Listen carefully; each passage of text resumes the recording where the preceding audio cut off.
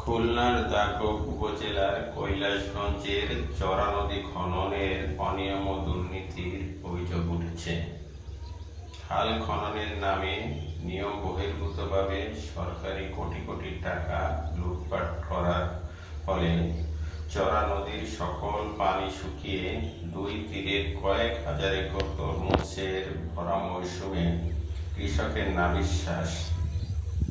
সরজমিনে দেখা যায়, গোলের খাল নদী ব্যবস্থাপনা সমবায় সমিতির নিয়ম অনুযায়ী ওই সমিতির চড়া নদীর দুই তীরবর্তী গরিব অসহায় দরিদ্র মানুষদের দিয়ে খাল খনন করিয়ে তাদের পারিশ্রমিক মূল্য দেওয়ার কথা।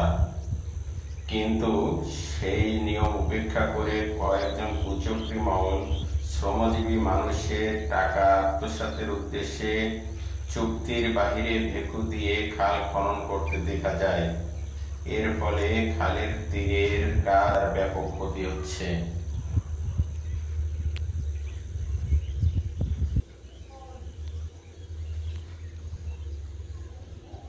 এলাকাবাসীর দাবি, এ প্রহসন বন্ধ না হলে পরিবেশের ভারসাম্য যেমন নষ্ট হবে, তেমনি স্থানীয় হতদরিদ্র মানুষের আর্থিক ব্যাপক ক্ষতি হবে।